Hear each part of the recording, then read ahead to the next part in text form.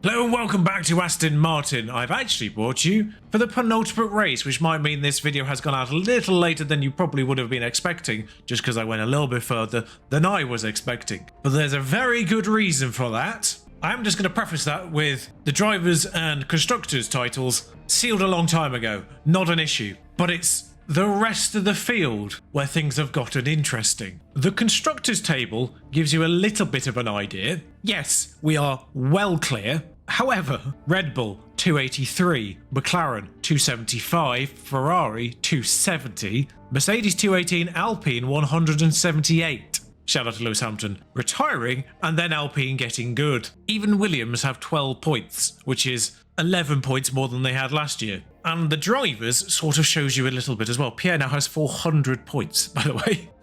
It doesn't even need to be around the last two races. The reason why I brought you back for Brazil is because Mick Schumacher is 61 points ahead of Lando Norris in third. If Mick Schumacher is within 6 points of Lando, or betters him, of course, but he can suffer a 6-point loss, he is guaranteed to be ahead of him in Abu Dhabi. Because of the double points, we do have to factor in the fact you can get 52 total. So actually it's a 9-point loss he can sort of sacrifice because he does have 3 race wins and Lando has 1. But we are in round 21. Pierre's only managed to win 12. It's less race wins for Pierre at this point compared to last. Mick is 3. There are already more non-Aston Martin race wins than last season, and there's 2 races to go. Only 5 other people won a race last year. One was Lando, one was Carlos Sainz. No race wins for Max Verstappen, who is 5th. He's only had 3 podiums, and he is 5th. Charles Leclerc has managed to win 2 races, and is behind Max, which is probably one of the most Charles Leclerc things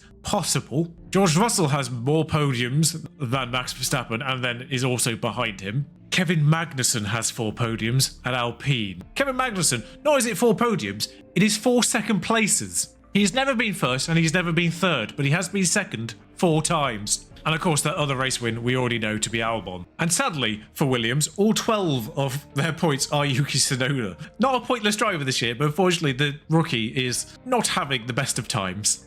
So the story here is that McLaren and Alpine have joined the party. Alpine's 178 points have pretty much all exclusively happened since the last time we were here. At least by Spa was when Kevin Magnussen had, I think, 3 second places in a row. I think he was second in Hungary, second in Spa, and then second at Zandvoort. And this confirms that. There we are. There's Hungaroring. There's Spa, where the actual podiums were exactly the same, just different order. Mick and Carlos Sainz going first and third. You can also see Lando 4th there. That was when they started getting good too. I'll tell you, Zandvoort wasn't that race, but the McLarens are there. It was in fact France, Hungary, Belgium were the 3 Kevin Magnussen second places in a row. But you can already start to see here at Paul Ricard, Alpine 2nd, McLaren 4th. Daniel Ricciardo's really had a problem after this. Lando 7th there, Max 8th, and Charles Leclerc 13th. Charles Leclerc either does really well or just doesn't score. Also, Mick now holds like the lap record almost everywhere, which is hilarious. Japan, USA, and Mexico,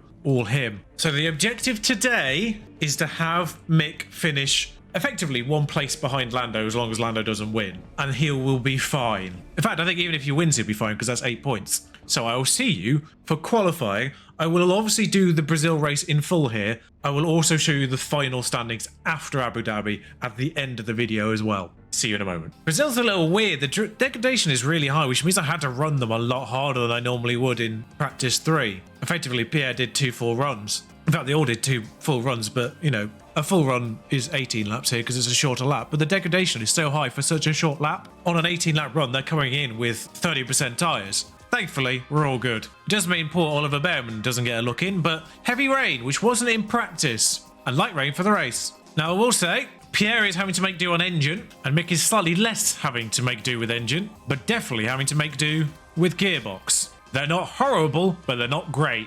And obviously, I'm not willing to take a penalty this time of the season. However, whilst we do qualify, I do think that's part of the reason why the season seems to get easier. I think it's to do with the fundamental car part management. Because I do believe that is simulated properly for the AI in the background, because they do take penalties to take new car parts. But I think they just run theirs to the ground rather than sort of ditching one set for practice purposes at about 70% and then moving on to 100% parts again and sort of effectively keeping the race day parts above 80%. I think that's why things get easier for you over the course of the season, because we had the best car at the start of the season and it was more competitive than it is now when we don't have the best car of the season. I'm going to put the tyres on. I don't think we're going to run again. Actually, when's this rain coming? Is it coming to now? No. The two Williamses, the two Alfa Romeos and the Haas's are definitely slower than us.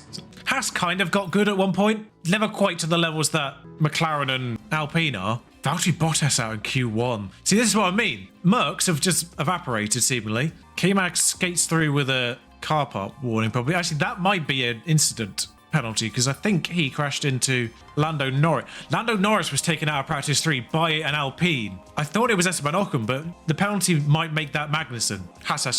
Seb actually qualified 6th there, after saying they were probably definitely behind us. But this is the degradation, so it's 15% for 3 laps. But Lewis Hamilton left Mercedes in the wrong year and then retired from Alpine in the wrong year. If he'd made that move 1 year later and then retired at the end of this year, he could have... Oh, okay. I kind of forgot to pay attention to that. Okay, that's coming now then. Although it should be here already, according to this. Gasly's poor timing indicates a hold-up. But obviously there's no time to get a second lap in here because the rain should be coming. There it is.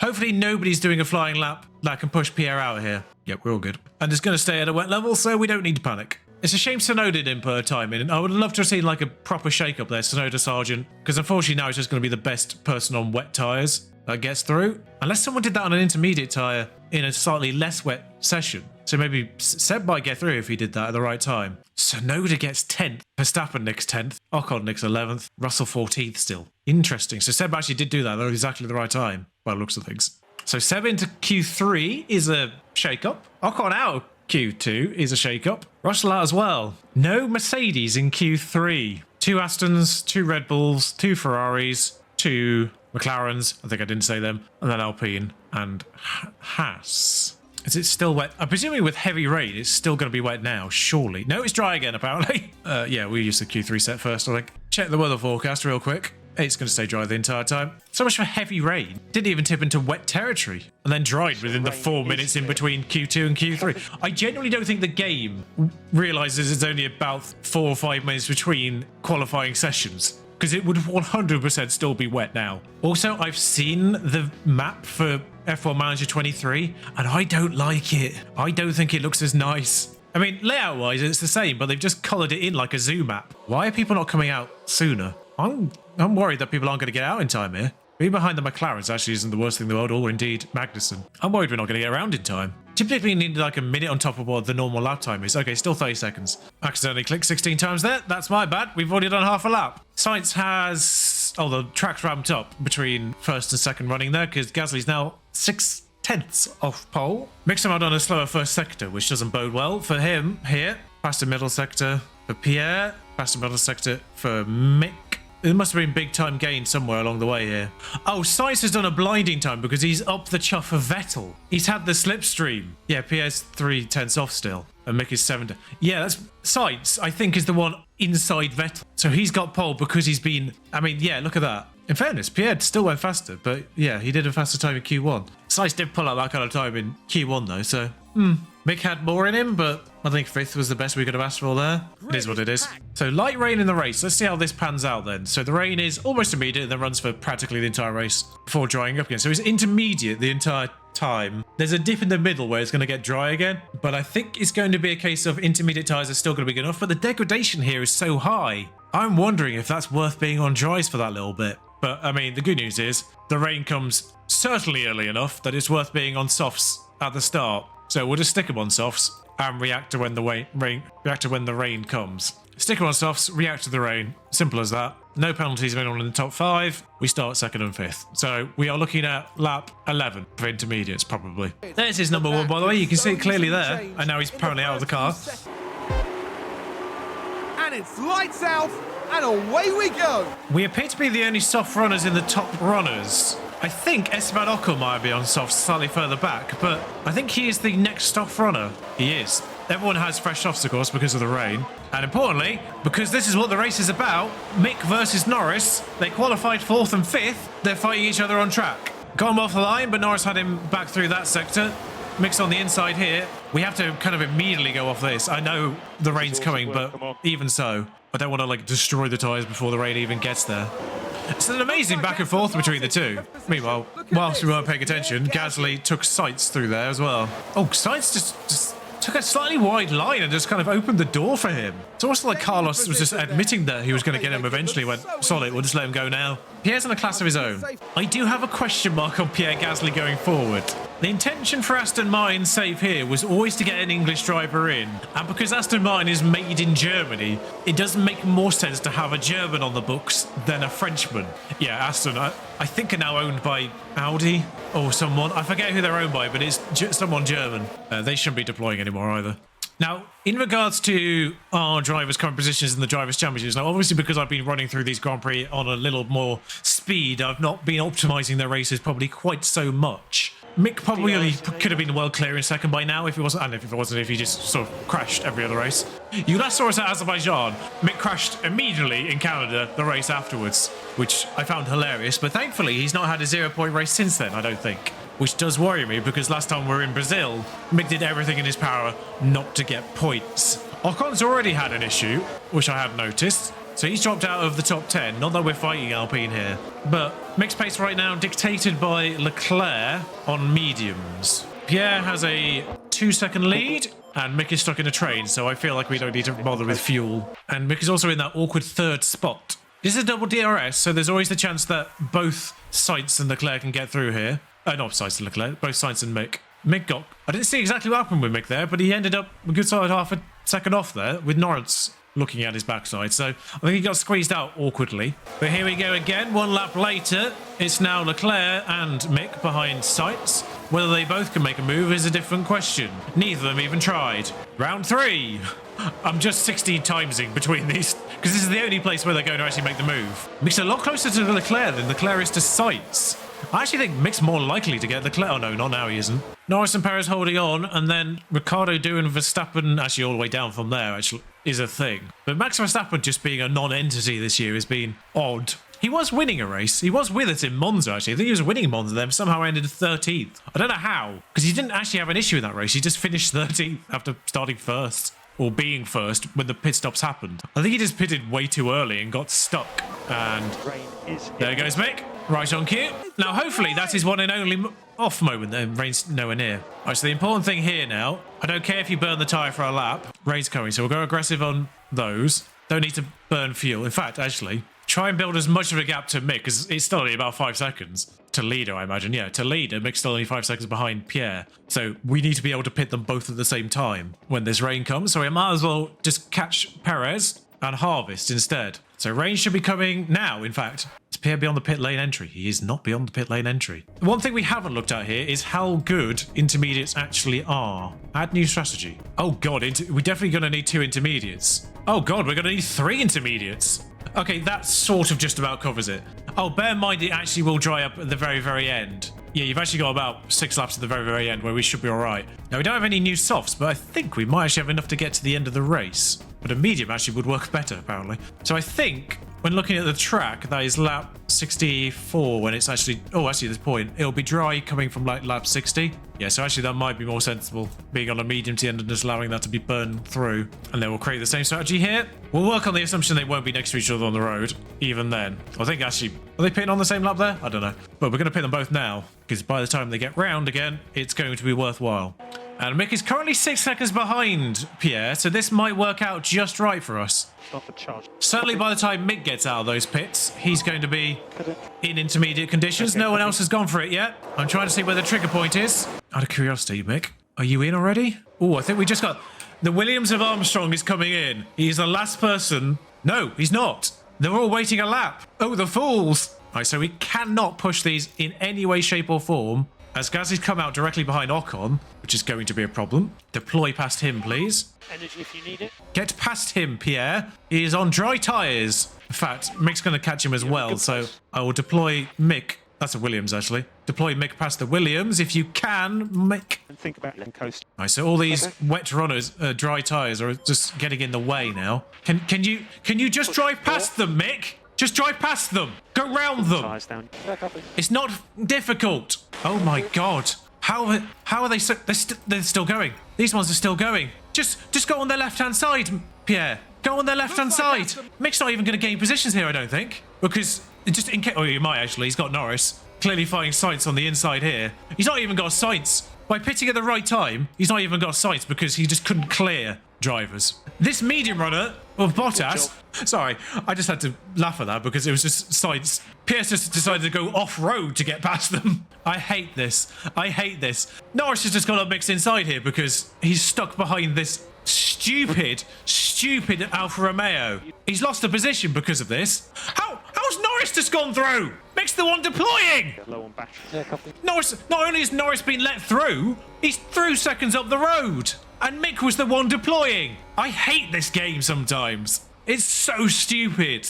Now, unfortunately, it has made it a 4-horse race now. Gasly got clear of Sainz and Norris. That was fine. But frustratingly, Mick is now trapped in 4th, effectively. Mick just has to hope those two fight each other to the degree that he can get caught up. Because I cannot push anything. He's got no ERS, really, either. And now he has to just drive around 2 seconds behind. Because there's nothing else he can do. He just has to hope those two fight. Gasly's not even really pulling out the gap, either, which surprises me. Well, there's been a full crash. I see a safety car. Now, a safety car doesn't help, does it? Because it's way too early. Out of curiosity, this potential dry bit in the middle, where does that turn up? Kind of a lap 22. And the strategy we've got already is, like lap 30 something. So yeah, these intervals certainly get to there regardless. I think we've got 2 mediums. It's ignore, but at the very least this helps Mick out, but it simultaneously helps everyone else out who got screwed over. Oh, it's a Mercedes. So it's a Mercedes on the outside. I think that was probably the inside vehicle spinning. You couldn't see the air quotes. We've had a big crash here. Yeah, Jagdoo's got the penalty. I think it was Jagdoo going onto the inside. Well, the good news is, there comes the battery again. So Pierre's 6-second lead is gone, obviously, as well.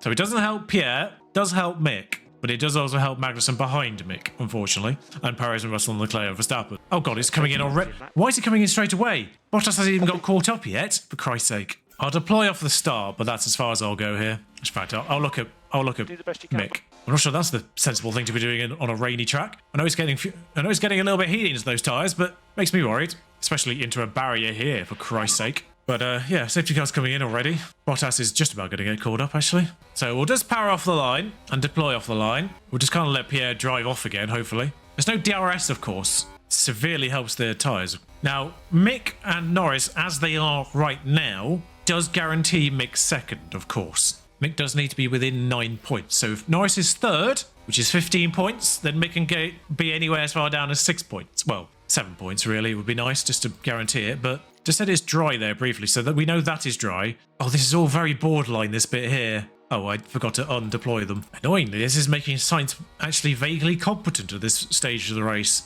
I don't quite know why Sainz is with Pierre at the moment. I assume that was to do with the adaptability of the intermediates being in basically dry conditions for a little bit there. And Sainz having very high adaptability as we've seen before. I haven't actually looked it up, but we know he's very good. Is Bottas broken? No, he's got a full front wing. He's just stuck behind Armstrong, I think. Who clearly isn't very good in these conditions either. So it's kind of just status quoing for a little bit. Obviously, Pierre's lost his lead, but Sainz doesn't seem to be challenging enough. He's getting a bit of a slipstream up the straights, but Pierre's got enough in him to sort of deal with that. All this does mean is if it does go dry and we do get DRS, Norris has been dropped. Fortunately, I can't really push the fuel too hard now, which does make me a little bit more concerned by Sainz. Oh good, there's been another crash. This one I think will allow Russell... It's the other Merc. Oh, he's actually in a wall. Oh! Now, contact! It's chaos on the track! Oh, that was actually a Ferrari coming back on track. Sorry, I might as well stay on the screen. I didn't actually manage to get off in time before I saw it. So that would be Perez. That was Perez coming back on track and then clocking Russell. I mean, I figured he was going to get going again because he didn't say out. But that was Perez, who hasn't got a penalty for it, weirdly. But Sainz fighting Gasly hard now is an issue. Actually, it doesn't matter. We don't care where Gasly finishes. I forgot. I mean, it's all for pride at this point. Sainz was in the race for second. Not anymore, but he was. I don't know if he's still technically within points range. This bit does worry me. Also, is that drying up earlier now? It is drying up a little earlier, so it will be mediums. Magnussen is doing a good job of holding everyone else up. As fun as this front fight is, it's kind of just there. No one's really capable in the rain. Thing is, it's never going to be dry enough to come off. It might burn through the intermediates a little harder than I would like, but I think it's also going to dry up fully a lot earlier than I was thinking. DRS is now enabled, actually, somehow. I wonder if people are going to come off. I don't think it's worth coming off these tyres, because you're going to have to go back onto intermediates afterwards. So you might as well just go inters to inters and stick it out. This dry period for Mick is actually an issue for him because of his lower adaptability. And now they're all being towed by science as well, of course. I didn't think that'd be through. So Mick's in a bit of a bother now because for the next 6 laps, he's going to be driving on a dry-ish track with inter tyres, which he's not good at. However, it's a VSC and now DRS is disabled anyway. So VSC. Huh. Tyres are holding on better than it looks like anyway, so, but that was, I think, largely because of the safety car. But it does seem to be tracking slightly slower than anticipated. I'm just wondering if the switch to the dry tyres is now slightly earlier as well. It's probably pre-lap 60. It could well be lap 58 now. I'm wondering if this tyre gets us there, and it does get us there. And if we have to go a little bit kinder on the second stint of inters, then we might do. Because I figured with a VSC, we'll save a little time, won't we? We're going to have to pit eventually at some point. I think there's enough gap between the two of them. Oh, it's only 3 seconds. And we're right there as well. So Mick had lost DRS as well, of course. So I think Mick will have lost a little bit of time. Time in pit 28 seconds, time in pit 30. So yeah, he lost about 2 seconds. That's just basically release than anything. So Pierre resolves inside Alexander Albon. From that angle that it showed us, I genuinely thought he got into him. He still lost about 15 seconds. I'm intrigued to think what it says the safety car, virtual car, 11 seconds. It was 15, so that's a lie. But our intermediates versus their intermediates is going to be a more interesting situation, I think. Because I think Pierre will clear this quite quickly. Mick might have a little bit more bother. Yeah, Pierre just having to go straight away at Albon. So Mick's going to lose a little bit of time being trapped behind, effectively, Sonoda. But I'm just going to use this opportunity to gather a little bit of ERS. Stop and charge. And now I'll let Mick go for it. Oh, don't just bring out another safety car, please. Oh no, they've got on track again. Perfectly fine this time round. I'm intrigued to know what's happened here because the Alfa Romeo that Mick was with is vanished. So is it Stroll that's crashed? Okay, it's him that's gone then, which makes Mick's life easier, because now Mick only needs to clear Sonoda. Gasly's taking Ocon now as well, which is what we want to see. It will take him off pushing fuel, because we can't really deal with that too hard. Mick on the inside of Sonoda, dealt with. Hold on to the remaining ERS. Now we just let them drive around a little bit, and get caught up to everyone else, respectively. Mick's still within a pit stop of Norris and Sainz, I think. Norris is pitted now, so... Oh, he's actually on Albon. Mick's actually on Albon now, so... They're going to be quite close at coming out of this pit. It does require Mick to sort of get Albon here, really, to make the Norris situation worth it. Because he's come out about 2 seconds behind. Because Norris is actually going to have better inters than Mick now, by about 15%. But we have essentially optimized our pit stop now. As I think it might be worthwhile just harvesting on Pierre whilst Magnussen is the target. I mean, there's still a good chance Pierre gets Magnussen even whilst harvesting. Had to lap Stroll, which was an issue. Okay, we're going to have to deal with Magnussen because he's now definitely holding Pierre up. Sainz and Leclerc are definitely going to have to pit again, though. Their inters are on 40%. Pierre, if you could just not make like a complete dog's dinner of this, that would be great. There you go. Thank you. There goes Leclerc, which only leaves Sainz remaining. So I think the combination of Sainz being good in wet conditions and tyre conservation is holding him basically as the last one to pit. Vettel still hasn't done so, Sargent still hasn't done so. Bottas, I think, pitted whilst it was already intermediate weather, so I don't think that's just him being good. Armstrong also hasn't pitted. But Pierre is now only 8 seconds behind Sainz, having pitted. 0.1 down kilogram-wise, should be okay. Pierre's getting like a second a lap now. Why is Sainz not come in? Is he really trying to get to the dry period on one set of tyres? The lunatic. Right, he's taken to lap 50, but we're there. We're there. We're in very strong intermediate conditions as well, and yeah, we are tracking better, both of us.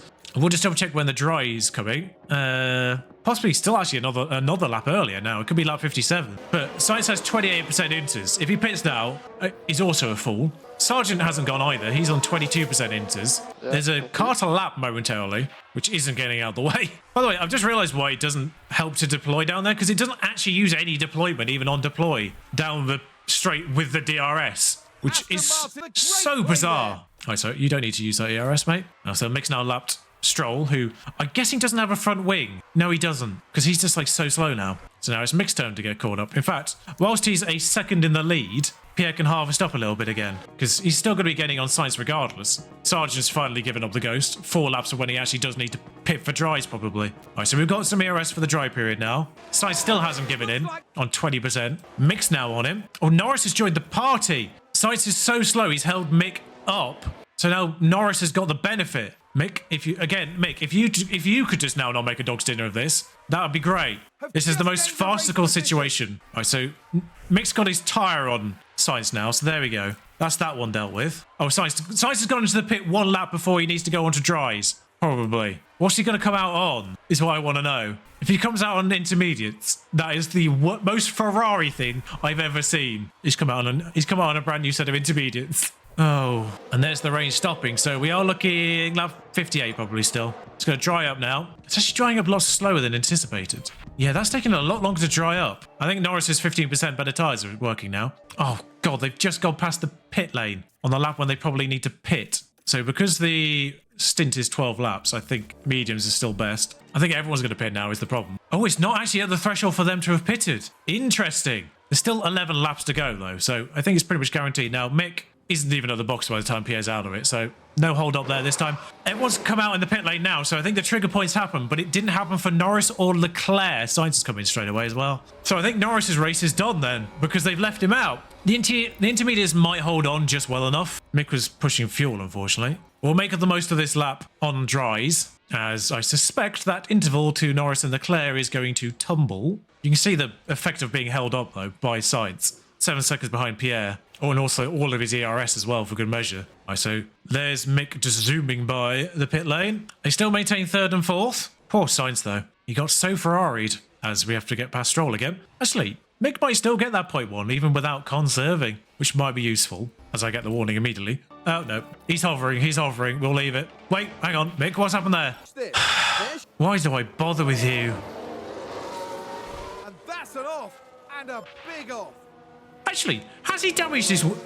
I can't see his front wing there. He slammed into that head first. Okay, yeah, he has got damage, as you would expect. I just couldn't see it. Oh, he's done his tyres in as well, so there's no point even pretending. 8 laps from here, I guess, might be soft-worthy. About identical, but I could blast the mediums, is the kind of I think the consideration I'll make here is I would have to just drive on softs, or I could just go hard on mediums. Drive him to his limits on these mediums. They've all gone on softs, by the way. They might run out of tyres towards the end. So I could still get mixed some points. Also, he's got his fuel back now, which is interesting. But the issue is he's had to be slow for the remainder of that lap, which was a problem. Attack the tyres, Mick. Oh, don't tell me we're going to have a safety car now. So this is like worst case scenario. Pierre's just driven off. Okay, that's different. So this is Pierre lapping people and inexplicably driving into a Williams. And it's caused a red flag. Ironically, I don't think he's out. Mick is out. Oh, it's Mick that's driven into it, not Pierre. I thought that was lapping. Also, how... Okay, that makes it even more dumb then. There's 2 laps to go. We've got a bloody red flag. Go on softs, obviously. Why does this happen to Mick in Brazil every time? Actually, where's Lando? Third. Lights out, and away we go. 3 laps to go. I'll be honest, I'm not going to entertain it because Pierre will just be able to drive off here. Yeah, there we go. He's gone. Also, he got the fastest lap back as a result. So, irrelevant to everyone. Norris is third. He's got 15 points. This made things a little bit awkward. What is it about Brazil that just makes Mick a danger magnet? But I say thank you to Charles Leclerc on that one. Did Carlos get fastest lap at the end? Because I think Pierre's credited with pole because Charles Leclerc had a penalty and he doesn't have 19 points. So it is 46 points from Mick to Lando. 1 race to go. It requires Mick not to finish and Lando to win still, which, you know, after today isn't an inevitability. But I think basically now, effectively, at least one of our drivers finishes ahead of Lando Norris. We're fine. Because second place, 18 points, doubles to 36. That's not enough. So as long as Lando is second at best in Abu Dhabi, we're fine with Mick. So even though he's crashed out, the fact that Lando was kept to third there, thank you, Charles, we're good. I think ironically, Mick will still get... No, he's still got 209. He got a development point. Is there a point I can put into Mick's attributes that makes him just good in Brazil? Now, I'm going to give some credit to Mick there, because I don't think that crash that took him out at the end there and the red flag was his fault. I think that was just the game being rubbish in that moment. Because there's no explainable reason why he would have just driven into Yuki Tsunoda there. The one that caused him to lose his front wing and pit, that's on Mick, and he has 85 control. I don't know how high I need to make this before he stops crashing. While we're here, by the way, adaptability 90. Yeah, that's why he's very good. Adaptability 90, smoothness 90. He doesn't weirdly have the highest smoothness, the smooth operator, but we've already been through that. Actually, Max's adaptability is quite high, but we've seen that in action as well. Charles Leclerc's smoothness is somehow better. So low aggression on Charles. Too close to season start or end. Well, obviously it's the last race, but this is the question mark I have. George Russell, 90 rated, British. Both of our drivers have 1 year left on their own contract, so we would have to buy them out of their own contract. But his bonus threshold is third to begin with. It is only 230,000, which is lower than Pierre's bonuses. So I'm now wondering, that 100 braking is hilarious, but because this is the issue we have with Pierre, because, oh god, we do have to cost, his salary is way higher than George's, his race target is way higher than George's, the cost of brake is quite high, but we've got a lot of money in the bank. So this is a genuine question. Is it worthwhile getting George in over Pierre? We've had fun times with Pierre, but to stick to our original mandate here at Aston Martin of getting a British driver in and winning the title with a British driver at Aston Martin, the probably one of the more iconic British brands, admittedly, like I say, owned and made in Germany, which makes the logical sense of keeping Schumacher over Pierre in this case. And I'm not going to lie, I do kind of, just from a pure experimental point of view, I do kind of want to see how Pierre does not in our team. But I'm not going to show you Abu Dhabi, of course, but I will show you how it pans out. But any news in regards to driver changes you won't see until next season. I'll leave that as a little bit of a surprise to bring you back for the next season. Okay, final race done. No major surprises. Mick threw away a third place finish, but, you know, still got fourth, so we'll take that. To be fair, it probably should have been a 1-2, but he just got held up a little bit behind Carlos Sainz, who was on a slow tyre, but couldn't manage to clear him quite as easily as Pierre did. So that was simply the difference maker at the end. Max Verstappen held out. It was exactly the same race as last year, pretty much. We two stopped and they one stopped and we caught them up at the end again. Just not as smooth this time round. Possibly because of an early safety car, which obviously removed a 5 to 6 second advantage we had at that point. But that's it for Abu Dhabi. It wasn't really that spectacular otherwise, but obviously massively clear. Red Bull second overall, thanks to Max's second place largely. Lando and Daniel Ricciardo were 6th and 7th respectively in that final race, which is what's got them third, just pipping Ferrari, despite their third place finish with Carlos Sainz there. I don't know where Perez finished. I don't think it was too high. Merc do beat Alpine despite their resurgent form. AlphaTauri, Haas, Alfa Romeo, Williams round out that side of things. But yes, Pierre Gasly miles ahead of Mick, who does finish ahead of Lando, does stay third despite Carlos Sainz getting third as well. Max and Charles 5th and 6th. Imagine moving. I mean, to be fair, it's still a good move from him, probably. You know, one Ferrari's 4th, one Ferrari's 9th. Yeah, K-Mac though, still 8th. Did actually score in that final race because I think he was under 100 points before that. George Russell had a shocking race, but he was in no man's land anyway. And Marcus Armstrong was the only person without points still. So that is that. You can see the full list of all the other drivers. Valtteri Bottas 12th overall. Merc have not had a year. Still 5th in the constructors, but George carried that. Beaten by Ocon, Ricciardo, Magnussen. Perez a little bit less surprising, but even so, Perez. To be fair, actually, when you look at teammates, Bottas to Russell, yeah, sure. That's what, 50% more points for George over Valtteri, thereabouts. Carlos Sainz got over twice as many as Sergio, and Lando well over twice as many as Daniel Ricciardo. As much as I love those lads, I think their time may be up in Formula One. And actually, I believe, whilst there are no retirement notifications in this game, annoyingly, I believe certain drivers' retirement dates are set in, essentially. I thought it was random, but having seen videos about how to deal with scripting in this and, you know, modifying the game, which I've never done, I would have been tempted to maybe rearrange the calendar, and that was probably about it. I do know drivers have retirement ages set in. So I don't know if that's kind of this is the age that they will definitely retire by, but they may retire earlier, or this is the earliest age in which they retire, but they may retire later. I don't know if that's how that works. But either way, Vettel's 38, still hasn't retired in this. Ricciardo's 36, Valtteri Bottas is 36, Perez is 35. Don't know why I struggle to say that. I feel like we could lose Vettel this year. He's got 1 month left on his contract at Haas. Ricciardo's got 1 year in his contract at McLaren. Valtteri's got 1 year in his contract at Mercedes. And Sergio's got a year in his contract at Ferrari, but I don't know if that matters. 1 month at Haas, though, I feel like Vettel may retire. And we've already thrown in our what if for next season. Are we going to do it? I'll leave that one on the cliffhanger. I'll see you next time. If you enjoyed this, do like, comment, subscribe. Until next time, ta-ra.